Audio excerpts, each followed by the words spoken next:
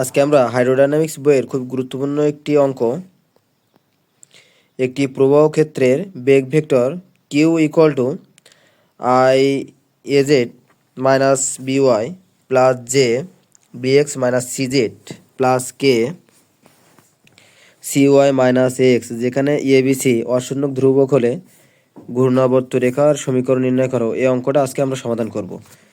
তো এখানে দেখেন যে দেওয়া আছে কি equal to I A Z minus b y plus j b x minus CZ K c y minus x. এটা হচ্ছে আমাদের প্রবাহ বেগ। এখন এটা সমান আমরা ধরতে পারি, এখানে আমরা এ জেড মাইনাস বি সমান ইউ ধরতে পারি, এবং বিএক্স মাইনাস সিজেড সমান আমরা ভি ধরতে পারি, এবং সিওয়াই মাইনাস এক্স সমান আমরা ডাব্লু ধরতে পারি। তাহলে এখানে ইউ সমান আমরা এটা ধরবো, আর ভি সমান এটা ধরবো, এবং ডাব্লু সমান এটা ধরবো।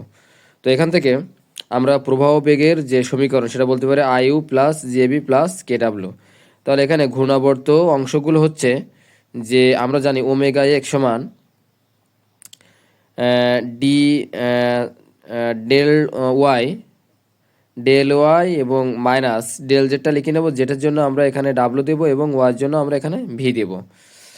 এখানে তারপরে আমরা যদি ওমেগা ওয়াই বের করি একইভাবে, তাহলে এখানে আমরা প্রথমে জেড দেবো, তারপরে এক্স দেবো, এক্সের জন্য আমরা ইউ দেবো এবং জেটের জন্য আমরা ডাব্লু দেবো। ঠিক আছে, তাহলে এখানে একইভাবে যদি আমরা জেটের মানটা বের করি, তাহলে এক্সের জন্য এখানে প্রথমে আমরা ডেল এক্স লিখবো, তারপর ডেল ওয়াই, এক্সের জন্য আমরা ইউ লিখবো এবং ওয়াইয়ের জন্য আমরা ভি লিখবো।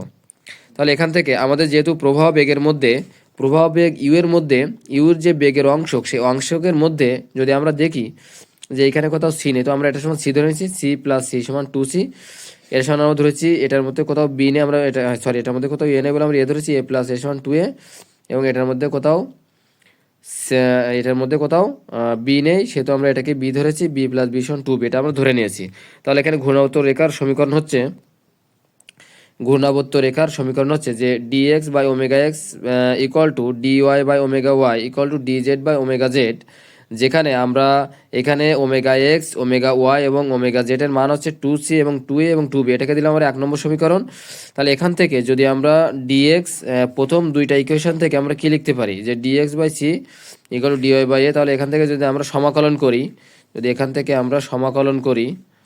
তাহলে সমাকলন করলে এখানে ax minus CY equal to c1, যেখানে c1টা হচ্ছে সমাকলন ধ্রুবক, এটাকে দিলাম আমরা 2 নম্বর সমীকরণ। তাহলে এখানে খেয়াল করেন, তাহলে এখানে যদি আমরা আবার সমীকরণ পরের দুইটা থেকে dy by 2a equal to dA by 2a equal to dz by 2b, এবার যেখানে এখান থেকে আমরা সমাকলন